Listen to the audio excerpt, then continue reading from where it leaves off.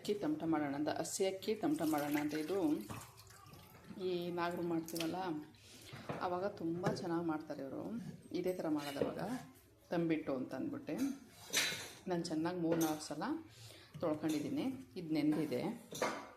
ಇದು ನೆಂದಾದ್ಮೇಲೆ ಆರಾಕ್ಬೇಕು ಸ್ವಲ್ಪ.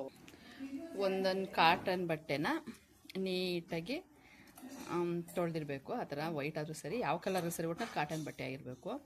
ಈ ಥರ ಅಕ್ಕಿನ ನೀಟಾಗಿ ಅದು ನಾವು ಬಸ್ಕೊಂಡು ಬಂದಿರ್ತೀವಲ್ಲ ಅದನ್ನು ಸ್ವಲ್ಪ ಹಾರಾಕಬೇಕು. ಅದು ನೀರಿನಂಶ ಎಲ್ಲ ಡ್ರೈ ಆಗಬೇಕು. ರುಬ್ಬಕ್ಕೆ ಇಲ್ಲ ನೀರಿನಂಶ ಇತ್ತು ಅಂದರೆ ಎಲ್ಲ ಬಂಬ್ಲಾಗ್ಬಿಡುತ್ತೆ. ಅದಕ್ಕೋಸ್ಕರ ಸ್ವಲ್ಪ ಹಾರ್ಕೋಬೇಕಿದು. ನೋಡಿ ಈ ಥರ ನೆನೆದ್ರೆ ಈ ಥರ ಹಾರಾಕಬೇಕು.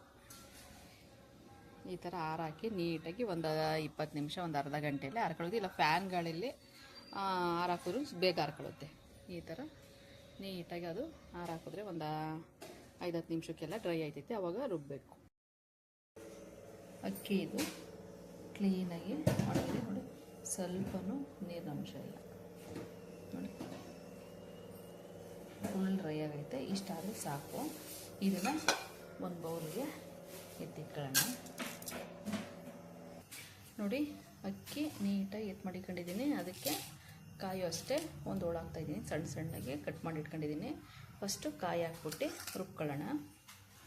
ಇವಾಗ ನಾನು ಕಾಯಿ ಹಾಕಿ ರುಬ್ಕೊತಾ ಇದ್ದೀನಿ. ನೋಡಿ ಕಾಯಿ ಈ ಥರ ಆಗಿದೆ. ಇವಾಗ ನಾನು ಏನು ಎತ್ತಿಟ್ಕೊಂಡಿದ್ನಲ್ಲ ಅಕ್ಕಿನ ಒಳಗಡೆ ಹಾಕೊಂಡು ರುಬ್ಕೊಳ್ಳೋಣ. ಇವಾಗ ನೋಡಿ ಅಕ್ಕಿ ಎಲ್ಲ ತೊಳೆದಿತ್ತಲ್ಲ, ನಾನು ಅದಕ್ಕೆ ಹಾಕೊಂಡಿದ್ದೀನಿ. ಇವಾಗ ಬೆಲ್ಲ ಮತ್ತು ಏಲಕ್ಕಿಕಾಯಿ, 2 ಏಲಕ್ಕಿಕಾಯಿ ತೊಗೊಂಡಿದ್ದೀನಿ. ಬೆಲ್ಲ ಚೆಚ್ಚಿ ಪುಡಿ ಮಾಡಿ ಇಟ್ಕೊಂಡಿದ್ದೀನಿ. ಇವಾಗ ಒಂದು ಅಚ್ಚು ಅಂತ ಅಂದ್ಕಡೆ ಆ ಅಳತೆ ಮೇಲೆ ನಾನು ಹಾಕಿದ್ದೀನಿ. ಸ್ವಲ್ಪ ಸ್ವೀಟ್ ಬೇಕು ಅಂತಂದರೆ ನೀವು ಹಾಕ್ಕೋಬೋದು. ನೋಡಿ ಬೆಲ್ಲ ಹಾಕಿ ಕಾಯಿ ಹಾಕಿ ರುಬ್ಬಿರೋದ್ರಿಂದ ಈ ಥರ ಆಗಿದೆ. ನಮಗೆ ಇಷ್ಟಾದರೆ ಸಾಕು.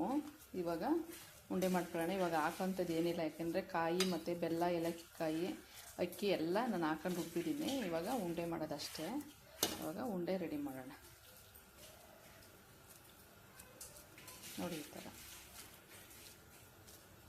ತಿನ್ನೋಕ್ಕೆ ತುಂಬ ಚೆನ್ನಾಗಿರುತ್ತೆ. ಇದನ್ನೇ 1 ದಿನ 2 ದಿನ ಇಟ್ಕೋಬೋದು ಅಷ್ಟೇ, ಜಾಸ್ತಿ ದಿನ ಎಲ್ಲ ಇಡೋಕ್ಕಾಗಲ್ಲ. ಈ ಥರ ಉಂಡೆ ಮಾಡೋಣ ಎಲ್ಲವೂ.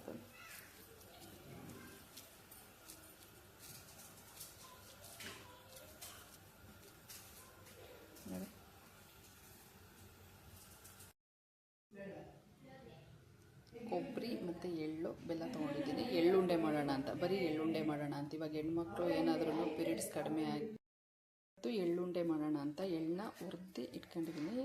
ಎಷ್ಟು, 1 ಗ್ಲಾಸಷ್ಟು ನಾನು ಕೊಬ್ಬರಿನೂ ಅಷ್ಟೇ, ಒಂದು ಅರ್ಧ ಹೋಳು, ಮತ್ತು ಬೆಲ್ಲ ಅದಕ್ಕೆ ಸ್ವೀಟ್ ಎಷ್ಟು ಅಷ್ಟು ನಾನು ಈ 3 ಹಾಕ್ಬಿಟ್ಟು ನಾನು ಎಳ್ಳುಂಡೆ ಮಾಡ್ತಾಯಿದ್ದೀನಿ. ಇದು ಹೆಣ್ಮಕ್ಳಿಗೆ ತುಂಬ ಆರೋಗ್ಯಕರ. ಯಾಕೆಂದರೆ ಈ ಮುಟ್ಟಾಗೋ ಸಮಯದಲ್ಲಿ ತುಂಬ ಹೊಟ್ಟೆ ನೋವಿರುತ್ತೆ, ತುಂಬ ಬೀಲ್ಡಿಂಗ್ ಹೋಗಲ್ಲ, ತುಂಬ ಗಟ್ಟಿಯಾಗಿರುತ್ತೆ, ಏನೋ ಒಂಥರ ಸಂಕಟ, ಹೊಟ್ಟೆ ನೋವು ಅನ್ನೋರು ಇದನ್ನು ಆ ಸಮಯದಲ್ಲಿ ತಿಂದರೆ ತುಂಬ ಬೆನಿಫಿಟ್ ಇರುತ್ತೆ. ಸಲ ತಿನ್ನೋಡಿ. ಯಾಕೆಂದರೆ ಇದು ನಮ್ಮನೆ ಉಪಯೋಗಿಸ್ತಾ ಇದ್ದೀವಿ, ಅದಕ್ಕೆ ನಿಮ್ಗೆ ಹೇಳ್ತಿರೋದು. ಇದಕ್ಕೆ ಬೆಲ್ಲನೇ ಹಾಕಿ, ಯಾಕೆಂದರೆ ಸಕ್ಕರೆ ಏನಾಗೋಕೆ ಹೋಗ್ಬಿಟ್ರೆ ಈ 3 ಇಂಗ್ರೀಡಿಯೆಂಟ್ಸಿಂದ ನಾವು ಎಳ್ಳುಂಡೆ ಮಾಡ್ಕೋಬೋದು. ಇದನ್ನು ಹಾಕ್ಬಿಟ್ಟು ಡೈಲಿ ರಜೆ ಆದಾಗ ಒಂದಿಷ್ಟು ದಪ್ಪ ಉಂಡೆ ಮಾಡ್ಕೊಂಡು ತಿಂದರೆ ಹೊಟ್ಟೆ ನೋವು ಇರಲ್ಲ, ಏನಿಲ್ಲ, ಆರಾಮಾಗಿರ್ಬೋದು. ಇವಾಗ ನೋಡೋಣ ಬನ್ನಿ ಏನು ಮಾಡೋದು ಅಂತ ಅಂದ್ಬಿಟ್ಟು ಇದನ್ನು ನಾನು ಹುರ್ಕೊಂಡಿದ್ದೀನಿ ಆಲ್ರೆಡಿ. ಹುರ್ಕೊಂಡಾದ್ಮೇಲೆ ಜಾರಿಗೆ ಹಾಕೊಂಡು ರುಬ್ಬೋಣ. ನಾನು ಇದನ್ನು ಜಾರಿಗೆ ಹಾಕ್ಕೊಂಡಿದ್ದೀನಿ. ಮತ್ತು ಅದಕ್ಕೆ ಬೆಲ್ಲನೂ ಅಷ್ಟೇ ಇವಾಗ ನಾನು ಪುಡಿ ಮಾಡಿ ಮಾಡ್ಕೊಂಡಿದ್ದೀನಿ. ಆಯಿತಾ? ನಿಮಗೆ ಸ್ವೀಟು ಹೇಗೆ ಅನಿಸುತ್ತೋ ಅನುವಾಗ ಜಾಸ್ತಿ ತಿನ್ನೋರು ಸ್ವಲ್ಪ ಜಾಸ್ತಿ ಹಾಕಿ, ಸ್ವೀಟನ್ನು ನಾವು ಇಷ್ಟಪಡಲ್ಲ ಅಂತಂದರೂ ಸ್ವಲ್ಪ ಲೈಟಾಗಿ ಹಾಕಿ. ಇದು ಸಕ್ಕರೆಗಿಂತ ಬೆಲ್ಲನೇ ಚೆನ್ನಾಗಿರೋದು. ಕೊಬ್ಬರಿನೂ ಅಷ್ಟೇ ಅರ್ಧ ಹೋಳು ತೊಗೊಂಡಿದ್ದೀನಲ್ಲ, ಅರ್ಧ ಹೋಳು ಹಾಕಿದ್ದೀನಿ. ಇದನ್ನು ನೀಟಾಗಿ ಪೌಡ್ರ್ ಮಾಡ್ಕೊಂಡು ಬರೋಣ. ನೋಡಿ ಇದಿಷ್ಟು ಪುಡಿ ಆಗಿದೆ. ನಿಮ್ಗೆ ಎಷ್ಟು ದಪ್ಪ ಬೇಕಾ ಸಣ್ಣ ಬೇಕಾ ಉಂಡೆ ಕಟ್ಕೋಬೋದು. ಹಂಗೆ ತೋರಿಸ್ತೀವಿ ನೋಡಿ, ಚೆನ್ನಾಗಿದೆ ನೋಡಿ ಉಂಡೆ ಎಷ್ಟು ಚೆನ್ನಾಗಿದೆ. ಟೇಸ್ಟ್ ಒಂದಿಷ್ಟು ಸಕ್ಕತ್ತಾಗಿತ್ತು. ಒಂದ್ಸಲ ಟ್ರೈ ಮಾಡಿ ಹೇಗಿದೆ ಅಂತ ಕಮೆಂಟ್ ಹಾಕಿ. ಈ ತಮಟ ಇದು ಏನಕ್ಕೆ ಈ ಕಲರ್ ಬಂದೈತೆ ಅಂತಂದರೆ ನಾನು ಸ್ವಲ್ಪ ಕಡಲೆ ಮತ್ತು ಕಡಲೆ ಬೀಜ ಆ್ಯಡ್ ಮಾಡಿದ್ದೀನಿ, ಪೌಡ್ರ್ ಮಾಡಿದ್ನಲ್ಲ ಅದನ್ನು, ಮತ್ತು ಬೆಲ್ಲ ಈ ಕಲರ್ ಇತ್ತು, ಅದಕ್ಕೋಸ್ಕರ ಈ ಕಲರ್ ಬಂದಿದೆ ಅಷ್ಟೇ. ತುಂಬ ಚೆನ್ನಾಗಿದೆ, ಒಂದ್ಸಲ ಟ್ರೈ ಮಾಡಿ.